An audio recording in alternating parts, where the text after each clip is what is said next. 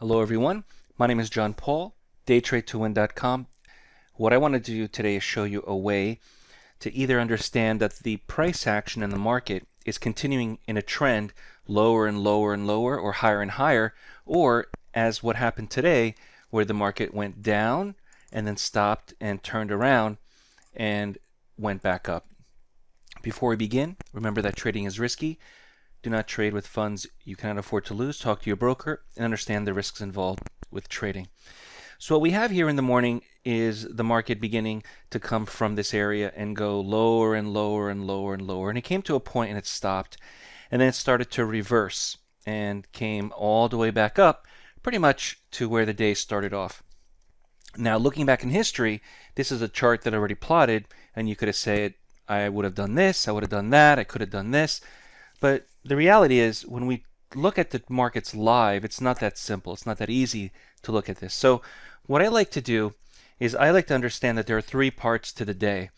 The morning, the first 2.5 hours, the middle part of the day, they usually call it lunchtime, and the later part of the day where there may be a late day rally or sell-off.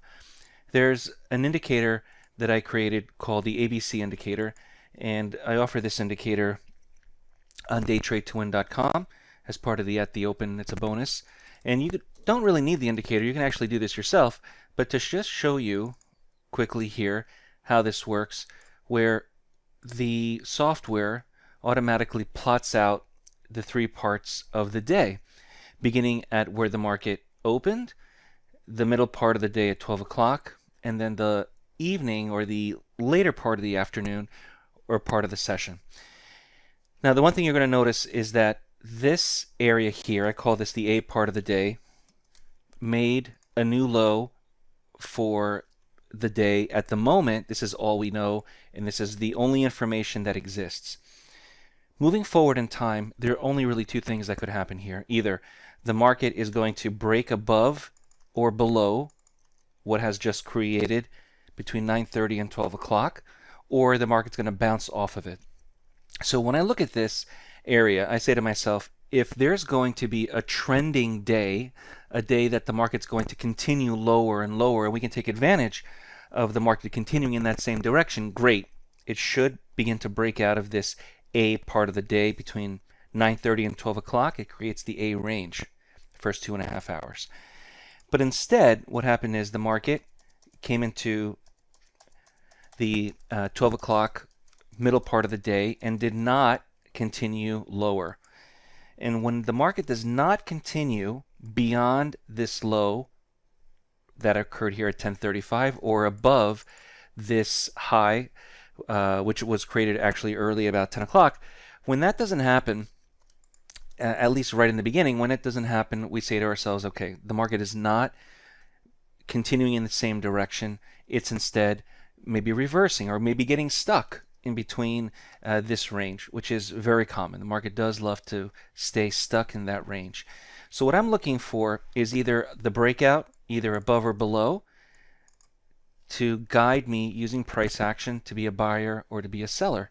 The other thing you're going to notice is that markets like to test and trade where they've previously been. So when I look at this area here where these wicks have traded, it's common that the market will try to test that, maybe tag it, maybe go through it by a couple of ticks, but then bounce off of it. It's very normal, it's common, it's normal, and I expect that to happen as well.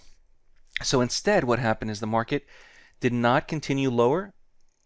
It began to break above the highs, made an A, and really the software is looking for two consecutive candles closing above or below, but in this case above, for this signal. So this signal only occurs after we have a clear indication using price action, not using moving averages or not using any momentum or MACDs or any stochastic or RSI. It's just looking at whether or not the market is closing above these highs or below these lows.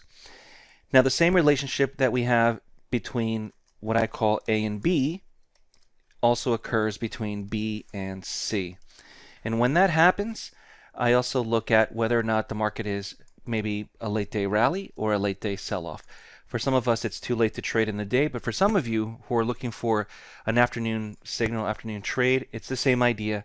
When two consecutive candles close either above or below this area, it signifies that we're moving beyond the range of B. So there's a relationship between A and B, and there's a relationship between B and C. There's no fancy indicators. I teach the methods so you can do them on your own with or without the software. I have the software programmed. The ABC indicator is available at DayTradeToWin.com. If you have any questions, email me at support@DayTradeToWin.com. The software is included.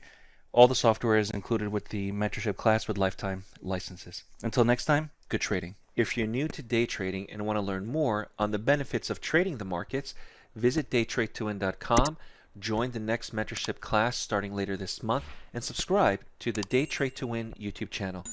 We focus on price action and work exclusively with new and beginner traders who want to learn more on how to prosper from trading.